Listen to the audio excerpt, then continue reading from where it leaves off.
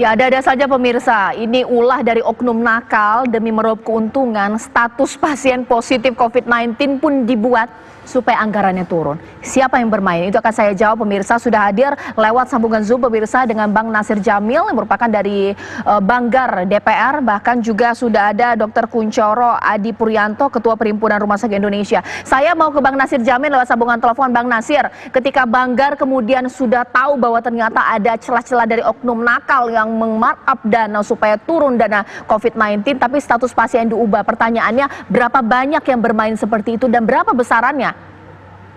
Caca, terima kasih. Tanpa mengurangi penghormatan kami ya kepada rumah sakit yang selama ini menangani pasien COVID-19 dan juga para petugas kesehatan, petugas medis yang menangani pasien COVID.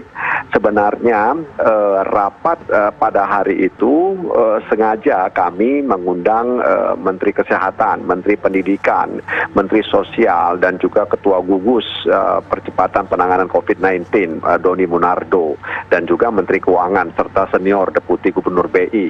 Jadi waktu itu memang sebenarnya kami rapat sebelumnya kita di Banggar sedikit kecewa karena anggaran kesehatan yang dianggarkan dalam penanganan COVID ini kan 87 sekian triliun. Sementara daya serapnya itu ya sekitar 4, sekian triliun.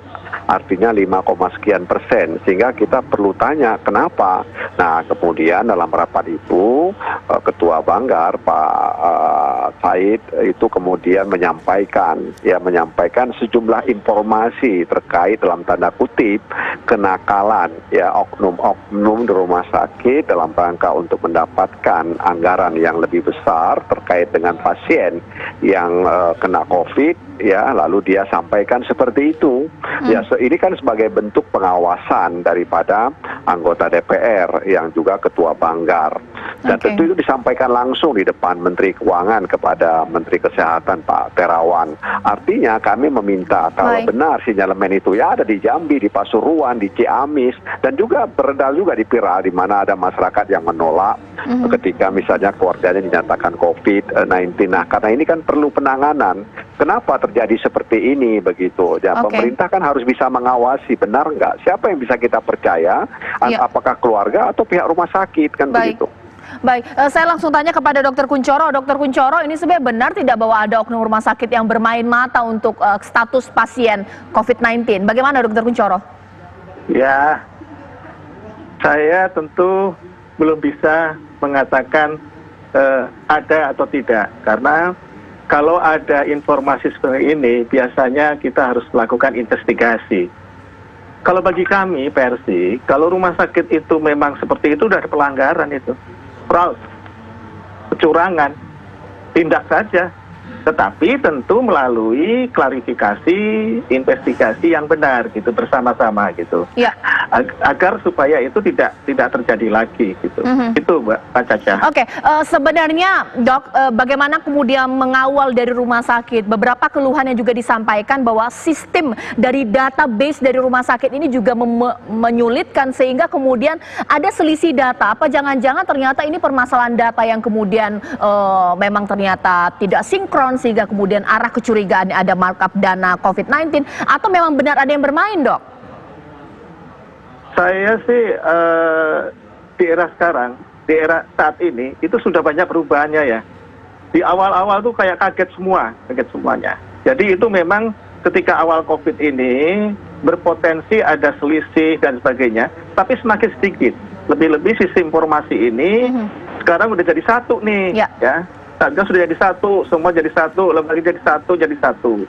Jadi informasi yang berjenjang tentu di daerah kabupaten kota itu kalau nggak ini kan dianukan oleh dinas kesehatan kabupaten kota terus berjenjang ke atas itu sudah mulai teratur. Saya menyadari nggak sempurna nggak sempurna ya, ada nggak sempurna pasti ada selisih-selisih ketidaksempurnaan.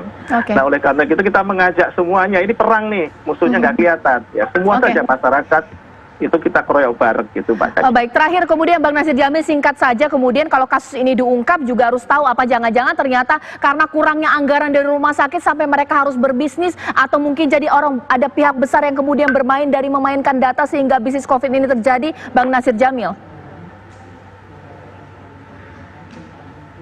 Bang Nasir Jamil? Iya, saya nggak begitu dengar. Iya, Bang Nasir Jamil, sebagaimana kemudian DPR dan Banggar juga bisa mengungkap ini sehingga kemudian jelas yang bermain siapa, rumah sakit mana, dan kemudian menindak secara hukum? Iya, tugas pemerintah sebenarnya, dan tentu kita punya institusi penegak hukum untuk mendalami, ya seperti yang disampaikan Profesor tadi. Artinya memang sinyalemen ini itu memang harus ditindaklanjuti, ya karena itu pertama sudah viral, kemudian terjadi di beberapa rumah sakit, ya. Kita tidak memungkiri, memungkiri bisa jadi karena insentif untuk petugas medis itu belum berjalan sesuai dengan yang diharapkan. Padahal dana untuk penanganan COVID ini, kesehatan ini seperti yang saya katakan di awal tadi 87, sekian triliun. Kenapa belum sampai? Kenapa belum kemudian insentif itu diterima oleh petugas-petugas kesehatan, tenaga-tenaga medis di rumah sakit? Ini yang perlu kita tanyakan kepada pemerintah, dan tentu saja kami berharap sinyalemen ini bisa ditindaklanjuti oleh pemerintah. Baik, ini kita kawal bagaimana kasus ini akan berjalan. Terima kasih Bang Nasir Jamil, terima kasih Dr. Kunchoro. Ini menjadi akhir Apa Kabar Indonesia Malam. Saya Cica Anissa, terima kasih, selamat malam, sampai jumpa.